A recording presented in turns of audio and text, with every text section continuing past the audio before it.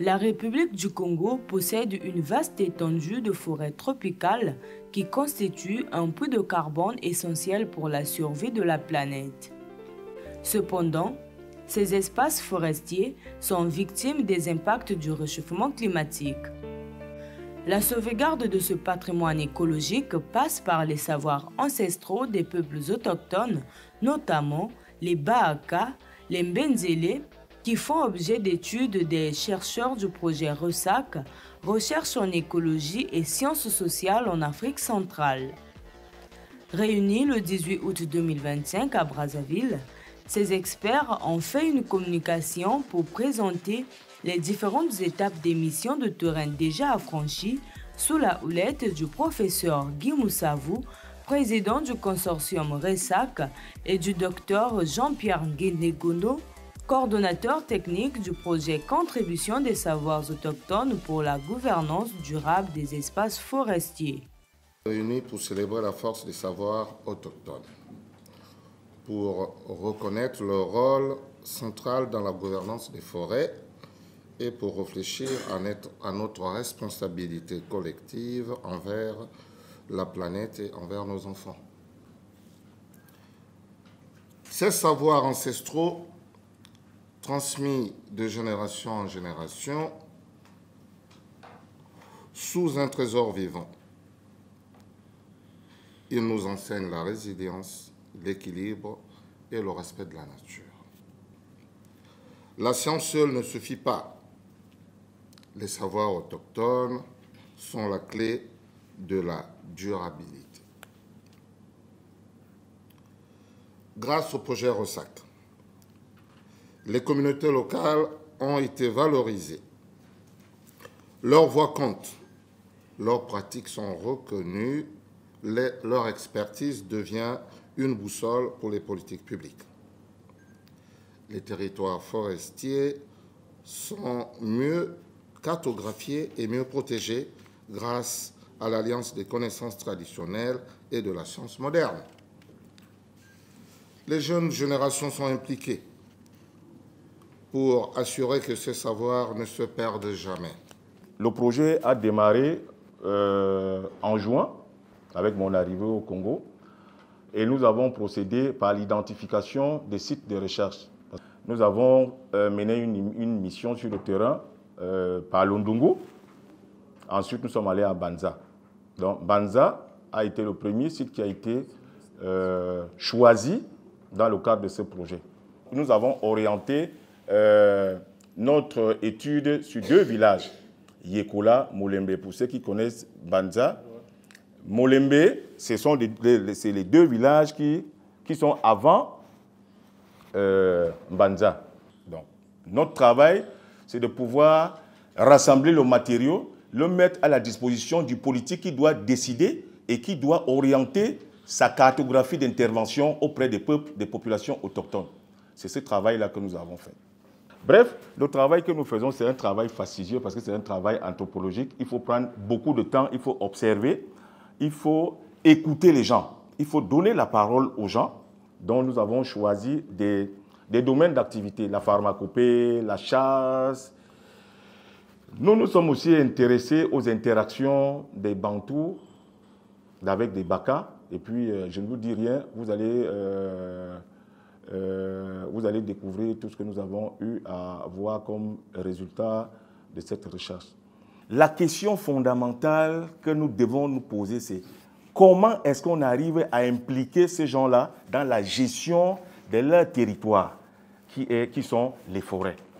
Le problème qui se pose, c'est quel est l'avenir que nous réservons aux populations autochtones. C'est la grande question qui concerne tout le monde, le politique, les partenaires comme Ozala Kokwa, l'action de la société civile de Guy Mousselé. Ce n'est qu'ensemble que nous pourrions véritablement penser à ces gens-là en termes d'avenir radieux. Cet atelier, qui s'inscrit dans le cadre de la commémoration de la Journée internationale des peuples autochtones, a été une occasion pour Guy Mousselé Disséké président du conseil d'administration du réseau national des peuples autochtones du Congo, RENAPAC, de faire le plaidoyer du respect des droits des peuples autochtones. En tant qu'organisation des peuples autochtones militante sur la cause, nous affirmons avec force que la protection des droits des peuples autochtones n'est pas une option, mais un impératif moral et légal.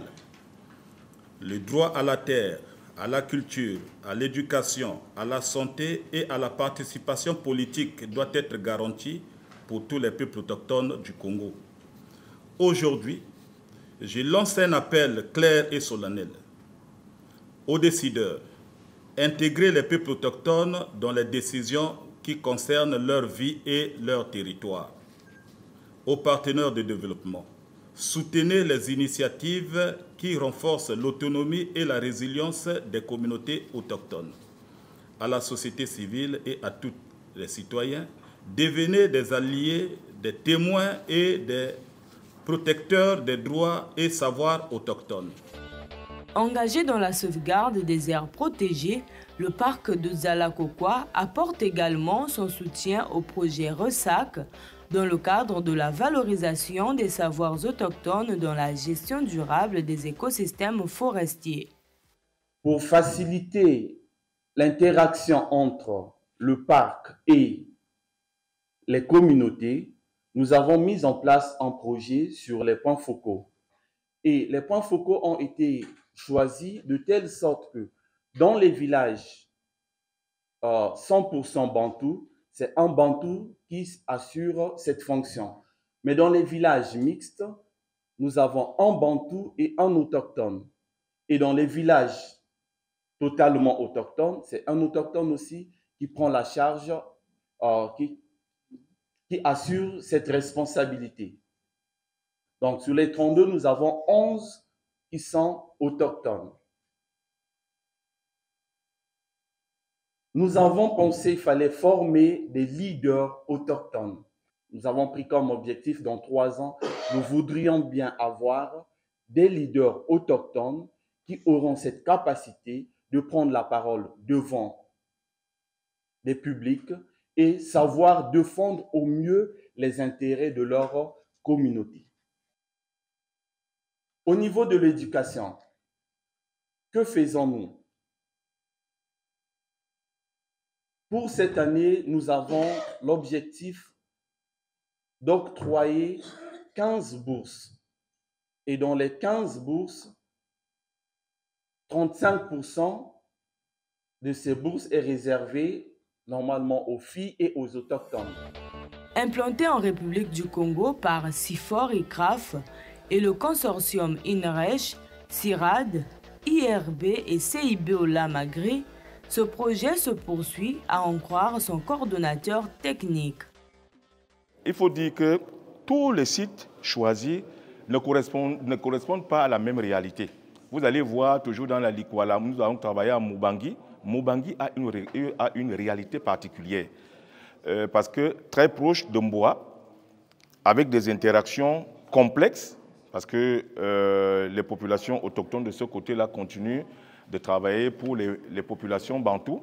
Et donc, du coup, c'était pas très évident de saisir la même réalité. Mais les 3 sites choisis, du moins, nous ont révélé beaucoup d'informations que nous comptons mettre à profit pour que nous puissions soumettre au gouvernement congolais, qui est le seul décideur, qui devrait, n'est-ce pas, implémenter via une cartographie d'intervention.